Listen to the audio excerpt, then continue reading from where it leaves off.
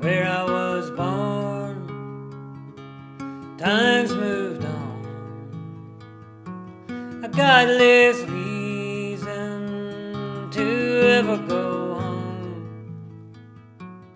But if I What I remember most about the Hurricane Katrina situation is, first of all, just the sheer devastation that happened in the Gulf region. And it was about 2 weeks after the event that we got an email alert from the Humane Society of the United States, and they were looking for organizations that could help down the line take care of some of these animals.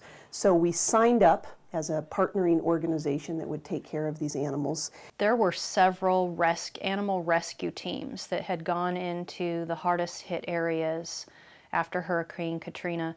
And a lot of those crews didn't really get in there until probably a year afterwards, and came sweeping through and looking for the animals that had to be left behind, and loaded on vehicles and traveled in caravans across the country and stopping at almost every shelter along the way to see if any of the shelters could take some of the animals so that they could find new, permanent, loving homes.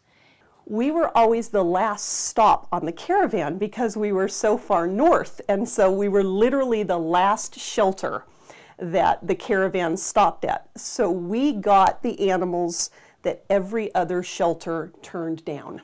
All of the animals had heartworm and medical injuries, and of course behavior issues just from the sheer trauma that they had been through. We were committed to taking whatever came out of the vans, regardless of what physical condition they were in, medical condition, breed, age, temperament. We took them. We took them anyway because we knew we could find them homes, and we have found them homes. My grandpa's dog is a Hurricane Katrina survivor. He had a badly damaged eye, so eventually that was removed. But I knew that he's got scars all over.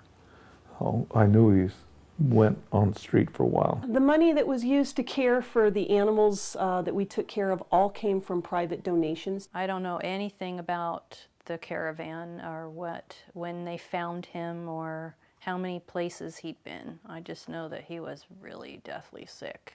They weren't sure he was actually going to make it. The story we got was that he was found in a pack of about 100 dogs. What we learned was Cole was deaf, and also perhaps had some sight impediments as well. His vision wasn't very good, so he was really a special needs dog. If he's not looking at you, you can't communicate with him. So right now he's behind the couch, and I can call him all I want, but he's not going to come. He entered my life in a big transition period. I had just chosen to walk away from a very lucrative career and broken relationship. And so I was living on my own again. He just provided a sense of grounding.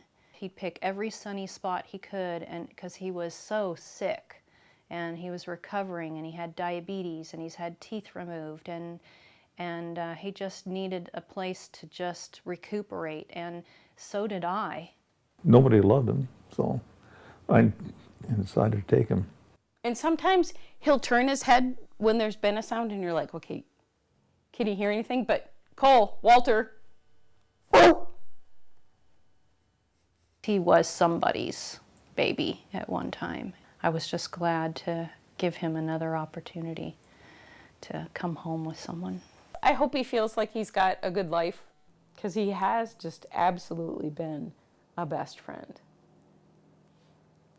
And can make you smile when you're in the worst mood or, in the depths of sadness. And he can really make you laugh. I think he's a silly little dog who's just happy to be around, happy to be with my grandkids, and I don't know what else I can say. He's just happy.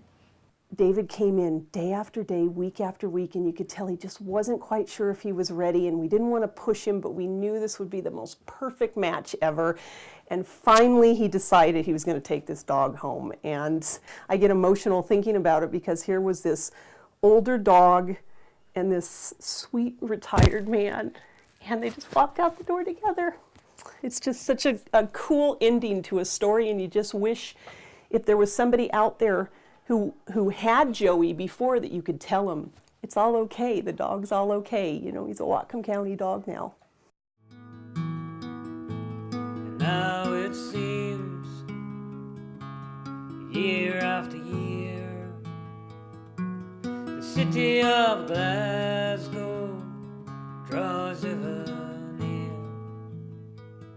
I can see it now. No one should have to leave their beloved family member behind. I'm glad that I've been able to provide KC with a home, but there were a lot of animals that didn't make it because their family members had to leave them behind.